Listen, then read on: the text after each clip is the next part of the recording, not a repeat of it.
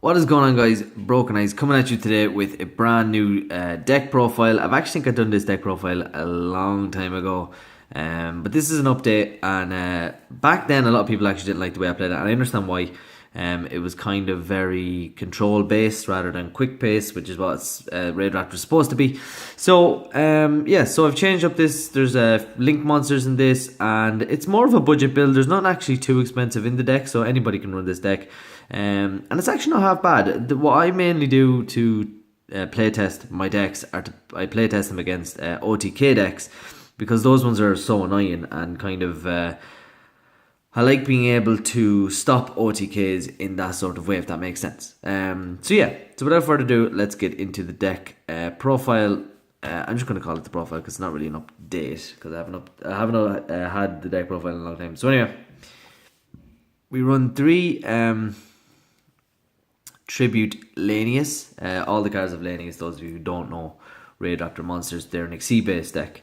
So yeah, so anyway, this card, basically if it's normal or special, you get to send a Raid Raptor from the deck to the graveyard. Also has these have secondary effects that don't really use as much. So this one is if it destroys an opponent's monster, you can add a rank of magic to your hand from the deck, which you don't really, a lot of time you're not going to be able to destroy that, so you don't really focus on them that much, but you can do it, it's always an option. Then this is the card you send off this card's effect. It's Mimicry Lanius. So when it's normal or special, not really used, you can make it a level 5 monster, doesn't matter. The secondary effect that's good is during the main phase 1, if it's into the graveyard, that turn you can banish it and search a Raid Raptor monster or Raid Raptor card, which is actually pretty good. And next we have the Vanishing Lanius. Vanishing Lanius basically is like a Goblinberg type of thing. Like Solid Man will be the new one of version. Anyway, doesn't matter. But yeah, it's just getting another monster on the field, and it's good for like link summons as well. I know it's only link 2 or whatever, but still. Then I run the one Fuzzy Lanius. I'm thinking in between Fuzzy Lanius and Summoner Monk, and I'll show you why in a bit. But Fuzzy Lanius does pretty much the same job. I mean, Summoner Monk is just itself. I don't know. I've been playtesting bits, but this is kind of like a pure budget build, like I said. So this is Fuzzy Lanius. Basically, the Raid Raptor monster field, you get special summon it, and when this card is sent to the graveyard, you get to search another one from the deck. So yeah.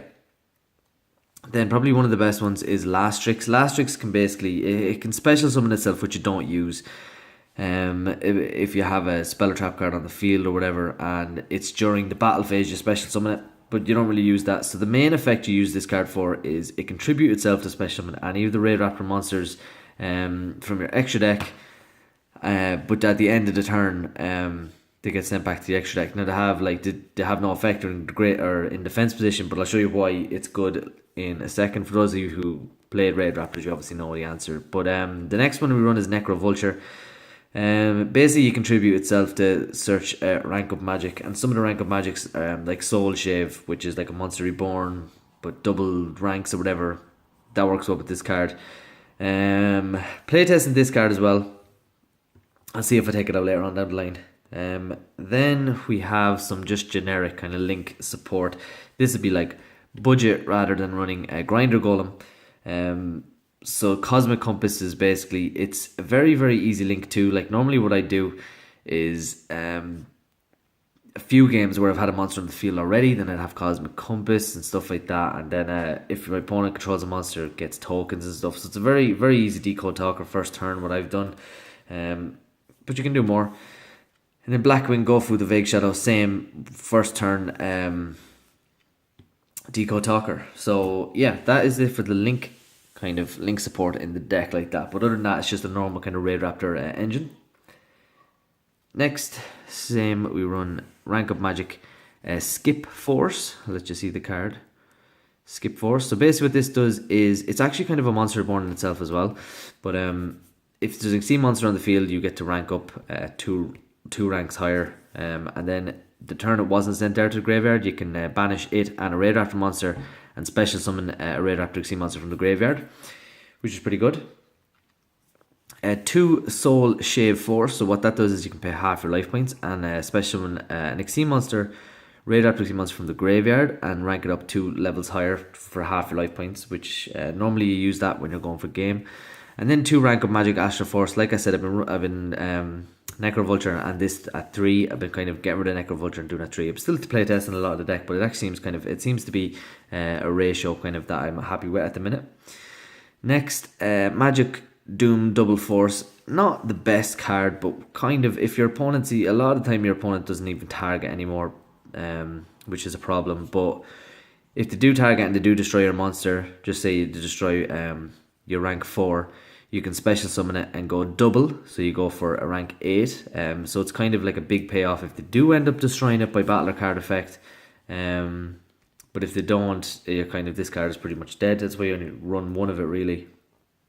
Next, Tree Scapegoat for that one first turn rank 4 you can do very, very easily, or whatever else you want. Then we have 2 Pot of Desires. Pot of Desires actually really, really helps though a lot of the time, just because I like running it.